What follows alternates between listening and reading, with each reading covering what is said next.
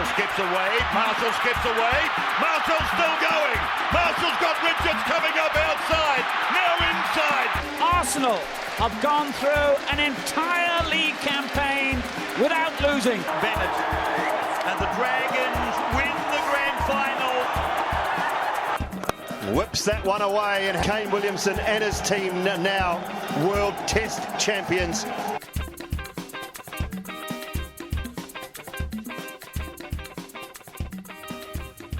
Welcome back, everyone, to another episode of the TGIF podcast. Thank God it's footy. Plenty going on in the NRL rumour mill, but first of all, check in with my mate beside me. How's the week been, my bro? New whip treating you well? Yeah, going good, thank you. Well underway in terms of festivities at school, you know. Yeah, sort of, when's that wrapping up? Next week? Next Wednesday, got the old little half day and the Christmas do, but finished up everything that needs to be done pretty much, you know. Got a little bit of tidying the old messy desk, you know, so cleaning out things today from 2021, which isn't a good sign.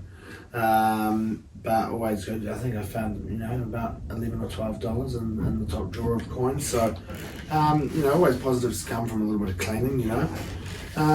But you're right, lots going on in the rumour mill at the moment. Now, since we last spoke to you, we've seen Fisher Harris pick up the Golden Boot.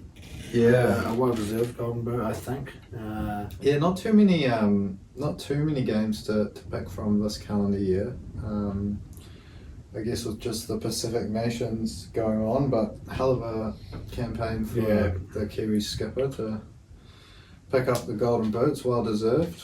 Probably a couple others on our side that could have picked it up along the way as well, but I think, you know, especially when you saw that, the 30-0 drubbing. There was pretty set that it was going to be someone from the Kiwis, but yeah, no, well deserved JFH there, picking up that Golden Boot. We've seen the official signing on of Kurt Capewell.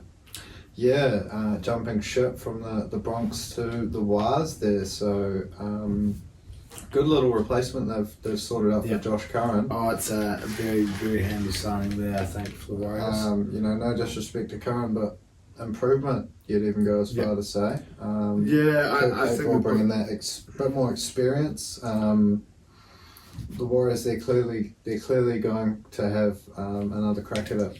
Yeah. Over the next couple of years, signing, you know, Rogers coming back in, Kurt Capewell, you know, a couple of veterans. It's a very handy signing for the Warriors there. So. I think you probably find a few Warriors fans who would argue Josh Curran the better out of the two, but I think you're right, probably Kurt Capewell an upgrade there for the Warriors, and you're right, they'll be giving it a crack.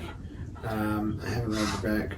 Sean Johnson's last year, 2024 will be maybe the year the Warriors fans will be saying, eh? Who knows? I'm sure they'll give it another good crack, but yeah, it's a very handy pickup there, and I'm sure Warriors fans will be stoked to get that one over the line after the little bit of speculation around that. Yeah, hell of a signing. Bit of news today coming out of my Tigers. Now, I believe I haven't actually seen anything official from Tigers media as such. But yeah, it looks like the whole board is gone. I've seen that. Big shake-up. Yeah, Big Pascoe and Big Lee have both, I think, resigned today, or may have been yesterday before a meeting that was to take place today. And we've seen an interim chairman. Yep, correct. Can't remember the name off the top of my head, but he's been in there before. 2010, 2014, around then. Is there anything there on? I hadn't seen. Was it on NRL? O'Farrell. Yeah, Barry O'Farrell. Yeah, was in there in, I believe 2010. 2010 to 2014 or something like that. That's in 2019, I think. 2019, there you go. And Shane Richardson, so yeah, bit of a change up. hopefully we see a little bit of change next year. We don't want to be going out there and getting the hat trick, getting the old three-peat out of spoons. Not what you're after at all. But we have seen some signing news as well. A little bit of a poach there from rugby union. Solomon Alaimalo coming over, playing for the Chiefs. Playing a little bit of NPC, still NPC? NPC, I think it's gone back, still NPC, back to the NPC. Down in the South Island, I believe, played a little bit of footy for the Landers too, I think. Who knows? Yeah, it's a bit of a gamble, this one. I can't say I'm an expert on his skill set coming over from rugby union there. Haven't really... I believe sliding in probably somewhere in like a centre or a wing role. Yeah, I haven't really caught too much Chiefs action over the last few years, so can't say...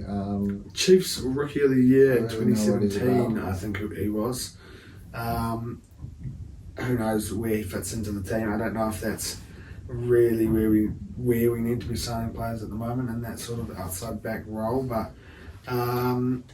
we'll wait and see come March whether See or how not he he's goes. involved. I believe he's straight into that top 30 there, obviously, so not too young either, 26, 27 I think. 27, I think, yeah. Been around for a little while now, but we'll have to wait and see how he turns out. But some signing news for your Dragons there as well. Yeah, Corey Allen, we've picked him up. Speaking of outside backs, handy little backup option there. I can't say it's a barnstorming marquee signing, but nothing too flashy, that's for suppose sure. it's news, so particularly news out of the Dragons. We haven't heard a heck of a lot, barring people trying to get a few more answers out of Benny Hunt, but he seems to be... Oh, actually, did you see the other day, I think Amon avoided jail time, potentially. Oh, okay. No, I hadn't seen that. So, don't know what's going to end up happening there, but yet some more news yet to come on that one, I think. Never out of the limelight in the NRL, are you? Yeah, never out of the limelight. Back to the signing news. Few blokes have signed on with their respective clubs. Berry and Ford with the Warriors. Hamole Alakuatu though, he's the big one to come out of the last week. Signed on in a mega deal. A 6-year extension, I believe, at Manly to take him through to 2031 there. So the bulk of his career, I believe. Yeah, huge for Manly. Take him Obviously, through to his late 20s. everyone knows how good he is. So yeah, huge for Manly, I think, to get him nailed down. Throwing a bit of money at him, I believe, though, to keep him there. But yeah, it's a big contract there. But worthy of a player of his stature, I think, Alakuatu. Hell of a player, yeah. I mean, when he's on form, there's not much tastier second rows to watch in the NRL, so I think Manly fans will be pretty stoked with that one. Speaking of poaching blokes from Union, the Roosters have gone and poached, not even going to attempt I to believe pronounce his last name here. Mark. Kanitavase. Oh yeah, Mark That looks right. Kanitavase, I believe is how you pronounce it. Don't know too much about him myself personally. Saw a couple of games for him for the Wallabies, possibly earlier this year, before the World Cup, and looks like a hell of a talent. He's evasive, whether or not that translates through to the NRL there. Another one, a bit like Solomon there, we're going to have to wait and see. Yeah, but hell of a name regardless. Yeah, hell of a name. I'm sure that comes in straight off the bat as probably top 5, top 10 names in the NRL there. I'd say Roosters come in probably pretty stoked that you don't have names on the back of the shirts. I can imagine probably having to squeeze that in quite tightly there, a surname like that, but could also maybe rock the mark on the back, Yeah. which could also be quite interesting to see. but that's in another world there. Shirt names on the back of your shirts. Ideal situation. I mean, think it's the way to go. I think names on the back of names shirts. on the back of your shirts. Yeah, I think 100%. it's not too far from happening. I mean, surely. Imagine running around as a kid. Yeah, you think Benji of all Marshall sitting on your back. It'd be awesome. I'm sure you'd sell so many more, like Ponga 1, Johnson 7. I mean, how many Aussie kids would be running around with us? A Slater 1 or a Thurston Reece Walsh 1. Yeah, it'd be awesome. I suppose they have it at Origin, which is cool, but time to get it in the NRL, I reckon. Yeah, well and truly, get it involved, I reckon. A little bit more poaching going on. Poaching from the Super League this time. Thomas McKaylee making his way back down under, obviously, ex-Tiger there. Jumping ship there from the Super League to the Cowboys. Yeah, don't know if he's coming from France, but it's a hell of a climate shift from the UK to North Queensland, so perhaps a little bit sick of the weather over there, decided to come back. He's still young though, still I think only 24, 25 years old, so could end up being a decent signing for the Cows. He showed a bit of potential early days for the Tigers, possibly just didn't really crack on when you guys ended up signing a few more veteran props up in and around him. Never really got the chance, I don't think, really. Sort of remember him coming through similar time as Twile. Possibly, Twile maybe game. a year or two afterwards, but never really got the shot, I don't think, Thomas McKaylee there. So it'll be interesting to see how he goes coming back down into the NRL. Yeah, 100%. Could be a hell of a signing for the Cows. We know they've already got a solid forward pack, so interesting to see how he slots into the rotation. But look, with McLean, Tamalolo obviously is a beast, so don't see any drop off in his performance. But I don't know, would Tamalolo be on the right side of 30? Possibly in his late 20s now, late so 20s, might be barking up a little bit of the wrong tree a little bit too early there with that call. But McKaylee to the Cows. I suppose that sort of wraps up what I've seen for the NRL over the last week. The big news breaking today, the shake-up at the Tigers, I suppose. There's not been too much else. Too much else I've seen. I don't know if you have seen it. I sent it to you today. Some league page, I can't remember who it is, posting their their 17 of double-barreled players.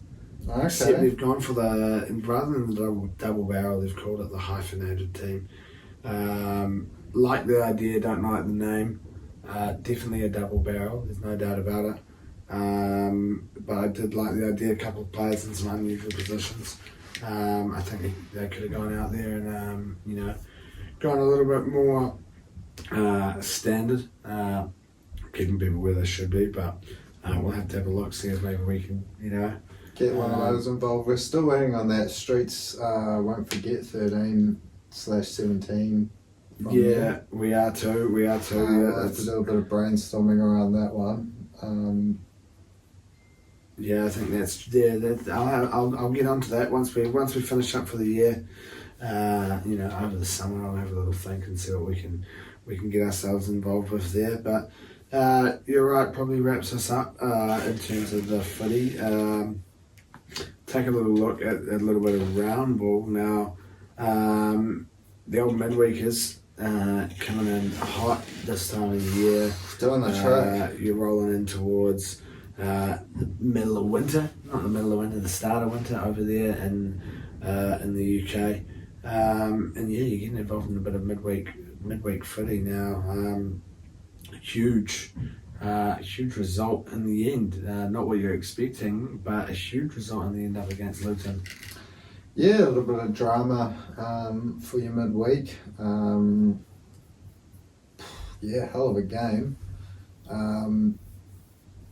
you look at the performance in isolation, barring the goals, you probably might have thought Arsenal could have won it 3 or 4-1, but look, a couple of mistakes from David Raya. Yeah, terrible.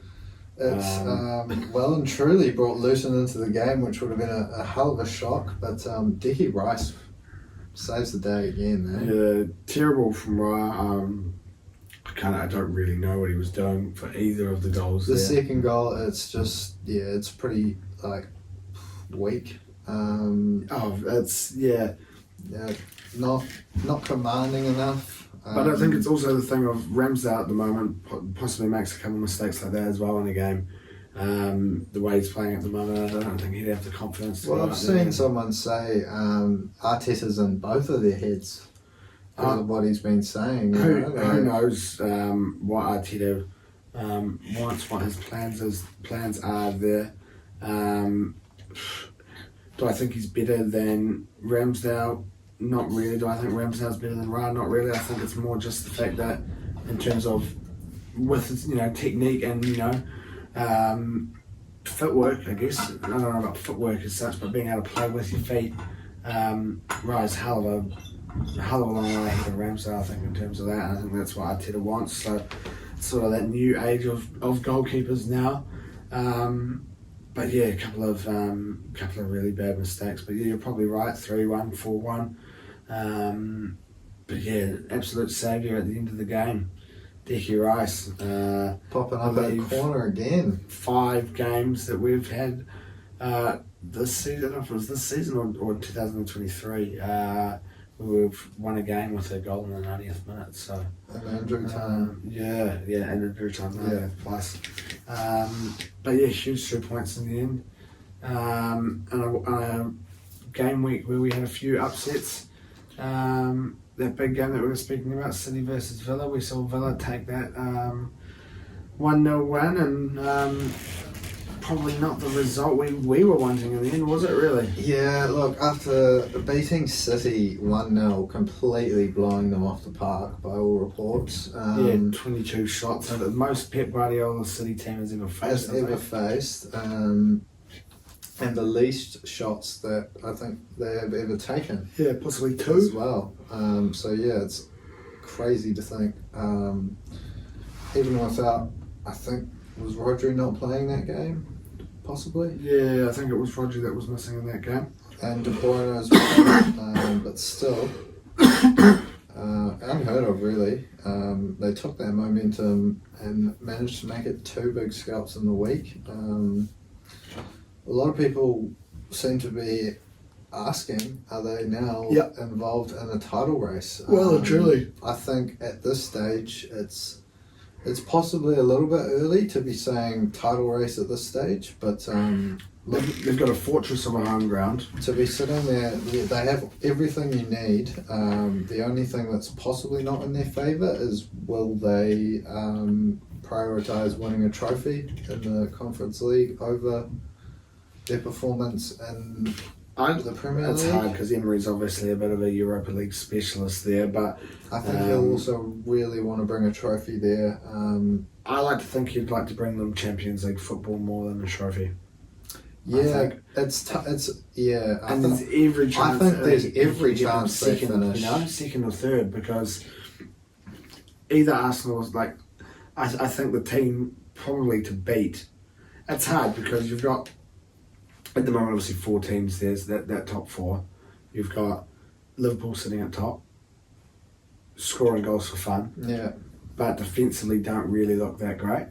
Yeah. You've got City, who it's Man City. You can't just expect them to be up there, but sort of having this little shaky patch where they're not playing the flashes. I think they're bringing everyone else back into it the way they're playing. Like you know it's going to come right at some stage for them. So.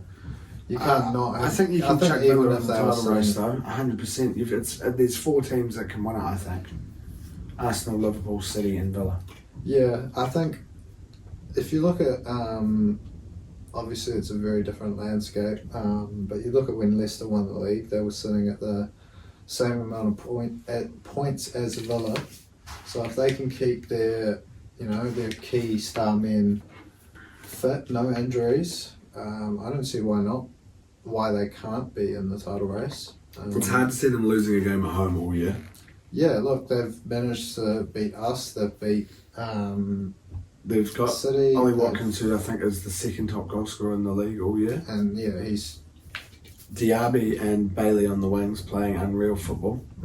their midfield is so good. Louise, John McGinn. Diego Carlos, he was awesome against us. You've got Pau Torres there as well at the back. Ezri Konsa playing really good footy. Emi Martinez possibly is the best goalkeeper in the league on form at the moment. Yeah, I'd say so. Most confident at least as well, probably. He's a completely different player to what he was as a Damien. 100%. Back in the day, old Damien Martinez going on loan to Oxford and places alike. But yeah, other than the title race, 100%. I don't see why not.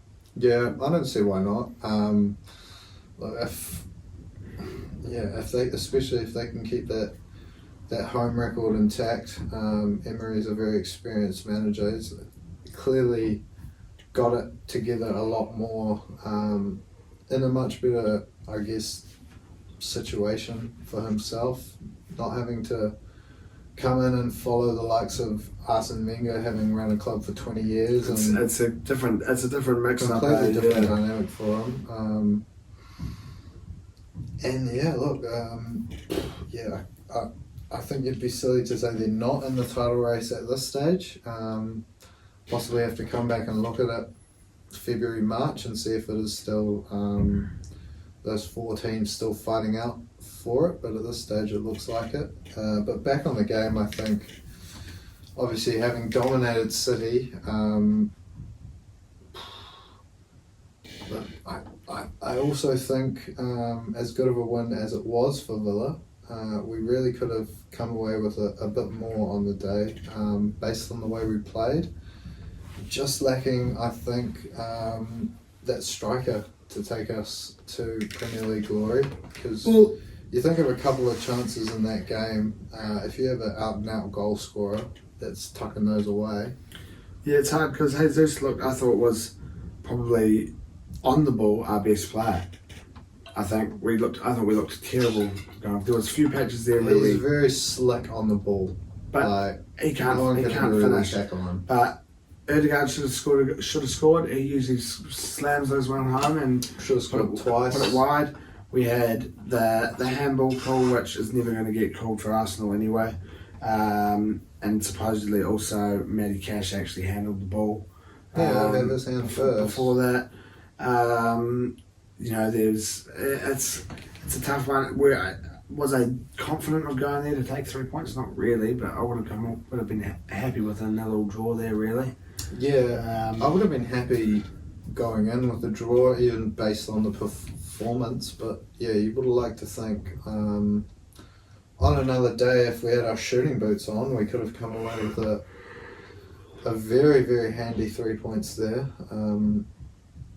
Wasn't to be.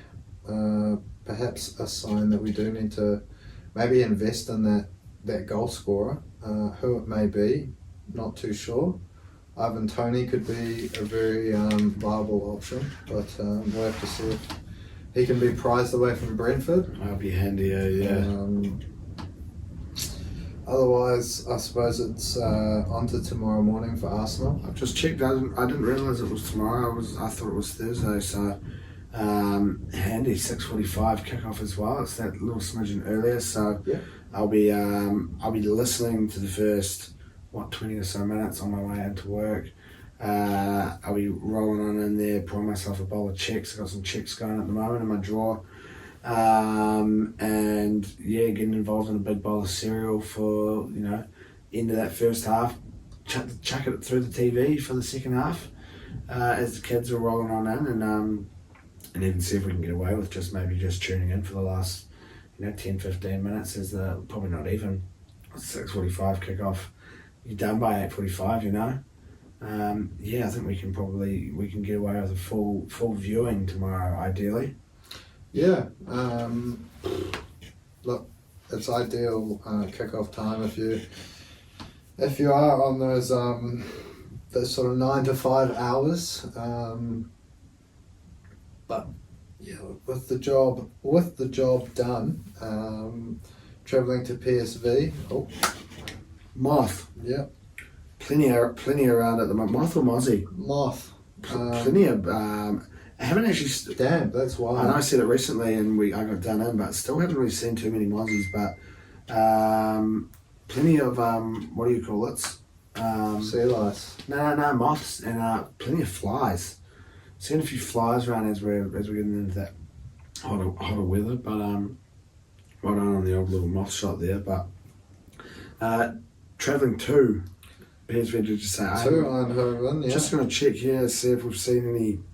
Quite often Arsenal will do a post on the plane. We've had a lot of senior members travel with the squad, but a few Groms as well. I think Nwaneri's there. Preparing for PSV. Well, Nwaneri scored 5 the other day. I don't know if you saw that. I can't remember who we played, FA Youth Cup, 1-0 down at half time, and we won 7-1. Nwaneri scoring 5. Bit of a rollicking at half time from Jack Wilshere, was it? So, coaching? I believe so. Rammers and you got Hein there. Whether or not we see a couple of photos of Hein, he may get a chance to play, but you'd like to think Rammers probably gets in there.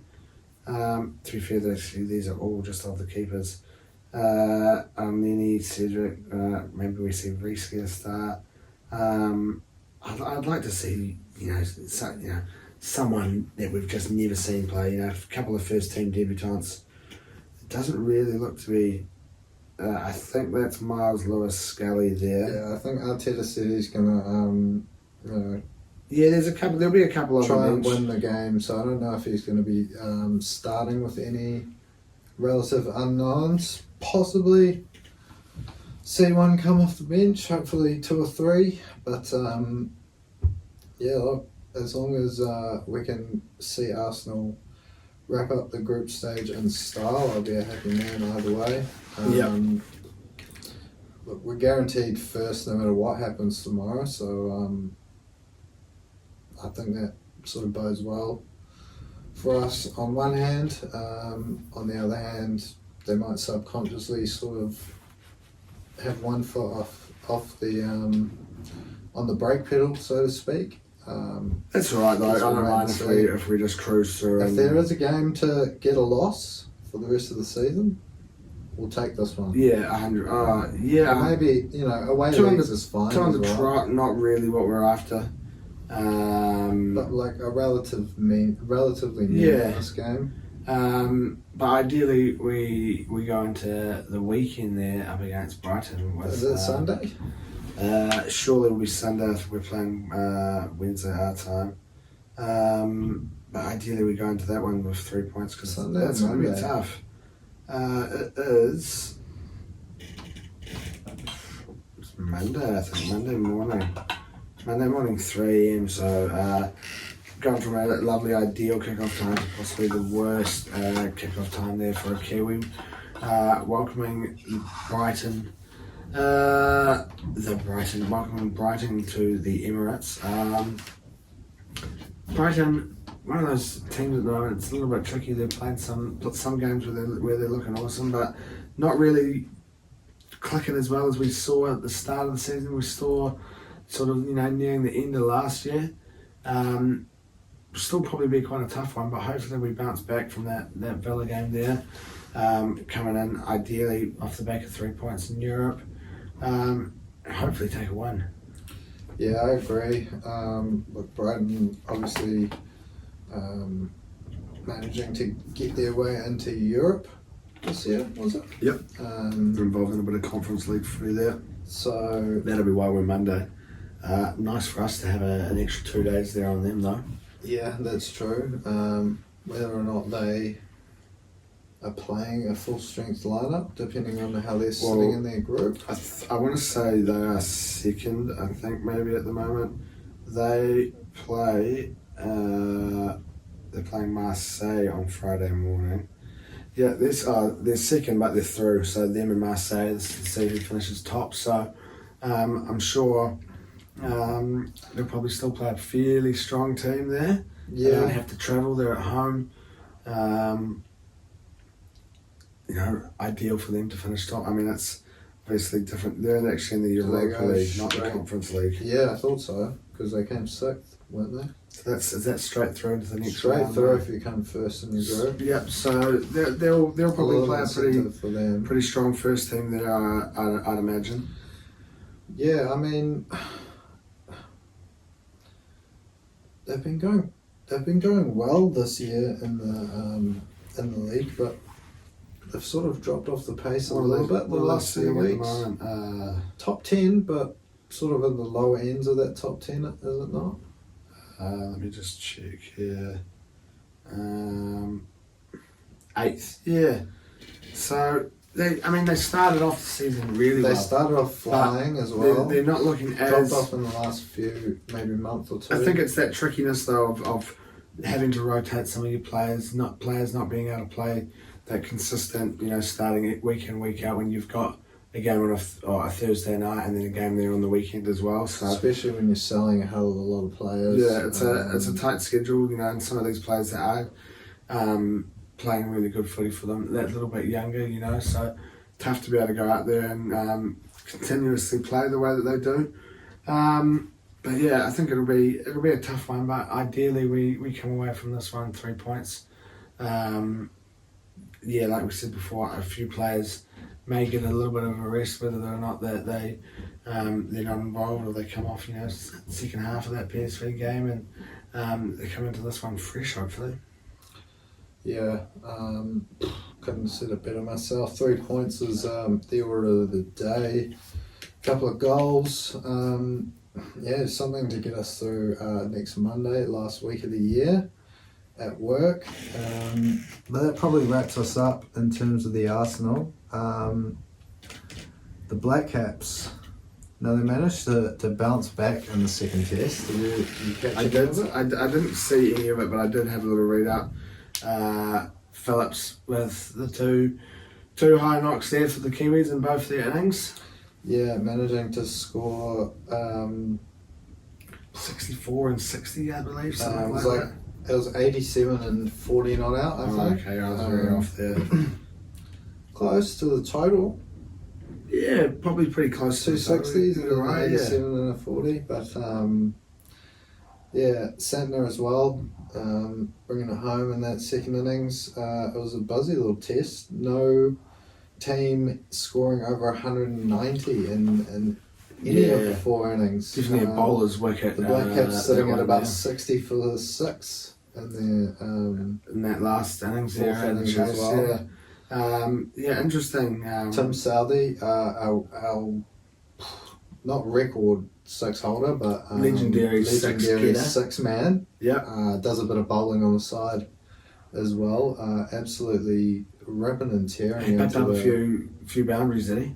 Oh, he not too many. I think he got a few runs, but he came out and said it was the worst pitch he's ever played cricket on. Oh, really? Yeah. Jesus, goodness me. Something along those lines. So yeah, some strong words from the Black Caps captain.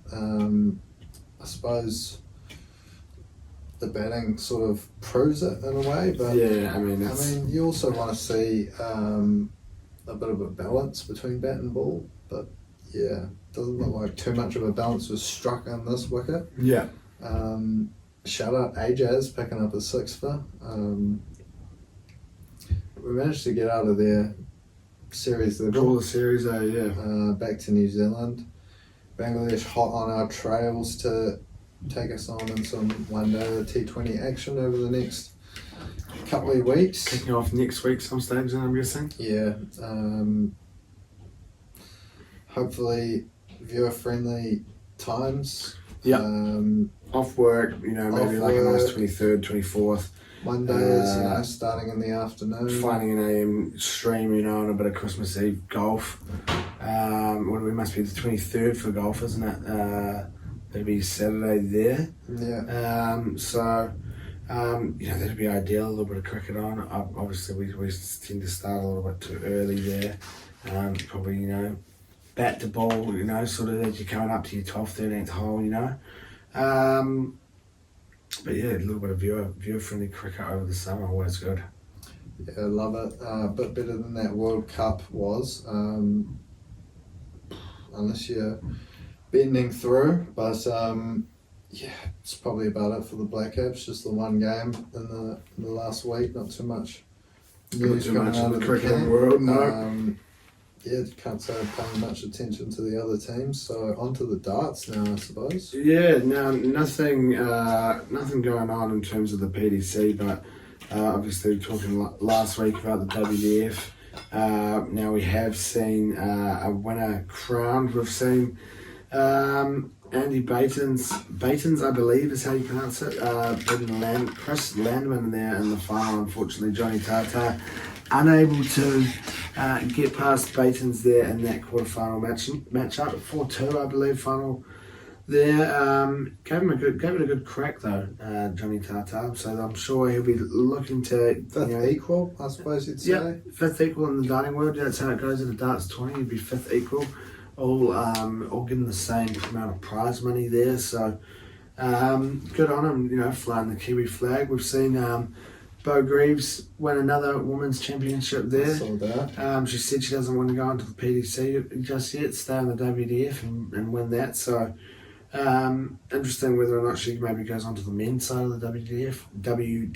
I've obviously seen her involved in quite a few different events now, similar to Fallon Sherrick. But no, shout out to Baden's a pretty solid final win. I think 6-1 the final score may have been. But yeah, played really well, was the favourite going into that as well. But a few of those players, I'm sure heading back to their shores now, participating in whatever, they're at their national dart circuit. But we did see another couple of Kiwis, one Kiwi involved over the weekend, one getting involved, I'm guessing, in the next couple of hours, our time. Ben Robb in the Motor Super Series now won his group there on Monday and Tuesday night. Headed into that finals day as the group winner. You play, you got two groups of three, everyone plays each other, and then you have like your semis from there. Ben Robb making it into the final. Coming down from 3-0 down in the semi to win 4-3, I believe it was, and then unfortunately not able to do the same in the final, nearly the comeback, but losing there to Steve West, a really good final. Fred was tuning in over there in Sweden, and he was saying, get them both on the PDC. But we get to see Hope Puha give it a crack there in his lead up to the World Championships starting up next week, or starting up this week, I believe it is.